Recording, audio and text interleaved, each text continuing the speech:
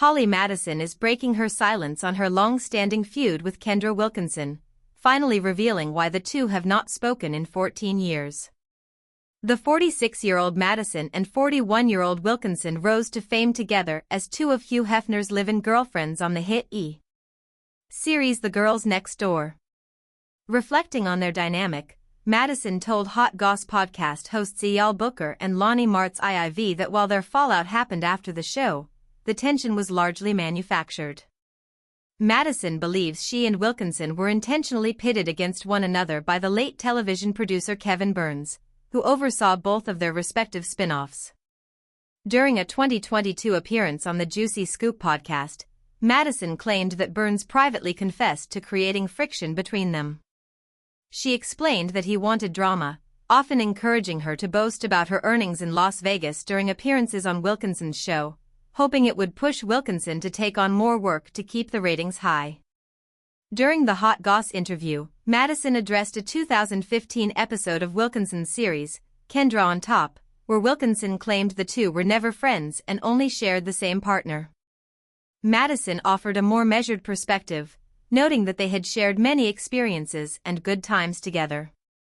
She suggested that at the time, Wilkinson was caught in a cycle of tabloid culture, frequently leaning into drama and clickbait to stay in the headlines. Today, the two former Playboy stars have moved on to very different paths. While Madison keeps busy hosting two podcasts and an HBO Max investigative series, Wilkinson has transitioned into a career in real estate. Recently, however, Wilkinson revealed she is hitting a difficult patch in the industry, posting on social media that she feels beyond heartbroken by the challenges of the job and the complexities of working with people. When we look at the headlines coming out today regarding Holly Madison and Kendra Wilkinson, it is easy to view this as just another chapter in the long-running saga of reality television feuds.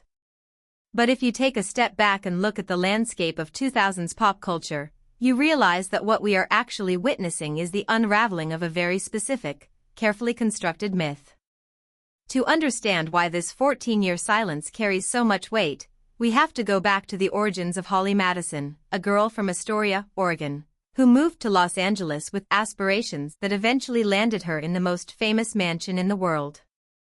Holly was always the planner of the trio, the one who navigated the complex, often surreal social hierarchies of the Playboy mansion with a level of calculated precision that allowed her to survive and eventually thrive. She was never just a face in the crowd, she was a businesswoman who understood the value of her own brand long before reality television became the primary vehicle for that kind of self-marketing.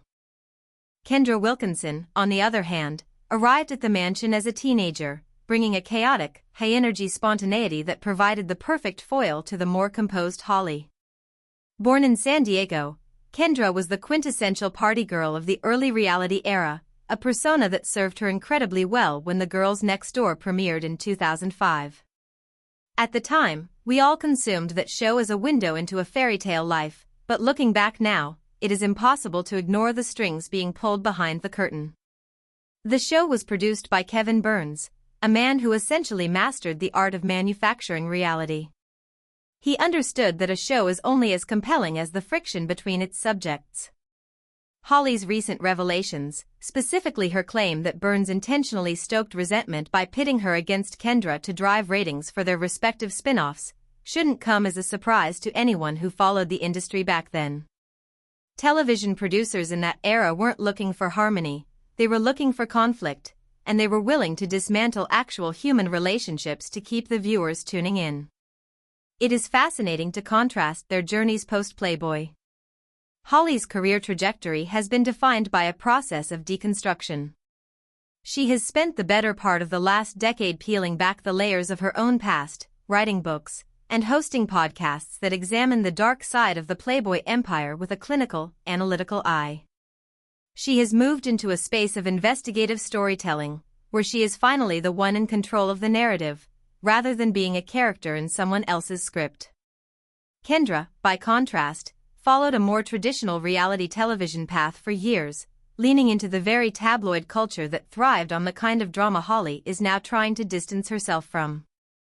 Watching them now, at 46 and 41 respectively, you see the exhaustion of two women who were forced to grow up under the harsh glare of a spotlight that was specifically designed to make them hate each other.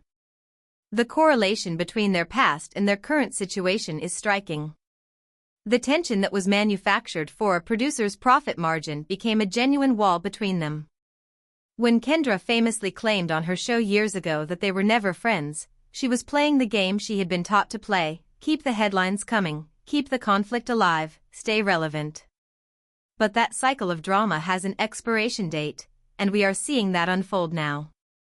Kendra's recent, vulnerable admission about her struggles in the real estate industry, a world far removed from the glitz of red carpets and reality TV, humanizes her in a way that the cameras never did. It is a moment of raw reality that has nothing to do with producers or plot points. She is dealing with the same professional instability that many of us face, stripped of the manufactured veneer of a reality star. Personally, I think this moment serves as a sobering reminder of the predatory nature of early 2000s reality television. We were invited to watch these women as if they were characters in a soap opera, ignoring the fact that they were real people being steered into positions of mutual hostility for the sake of ad revenue. When Holly talks about the cycle of tabloid culture, she isn't just talking about Kendra, she's talking about a media ecosystem that rewarded women for tearing each other down. In my view, the fact that they haven't spoken in 14 years is less about their personal character flaws and more about the toxic environment they were dropped into as young women. It is a testament to the long-lasting damage of a medium that prioritized good TV over human connection. What strikes me most is the quiet dignity of their current silence. There is no public reconciliation, no forced hug on a reunion special, and no performative apology. Instead, we have two women who have largely moved on to deal with the complexities of their own lives, Holly with her investigative work and Kendra with her real-world career hurdles. They are no longer playing the roles that Kevin Burns or anyone else assigned to them. If there is a lesson to be taken from their story, it is that the drama we are so often fed in the entertainment world is frequently a product of someone else's design. We don't need to see them reconcile to understand that their feud was a relic of a time when the industry treated stars as disposable commodities. Seeing them now, both facing their own professional realities away from the flashbulbs, feels like the most authentic part of their entire journey. It's a transition from being a product to being a person, and in the often artificial world of celebrity, that is the most significant achievement of all.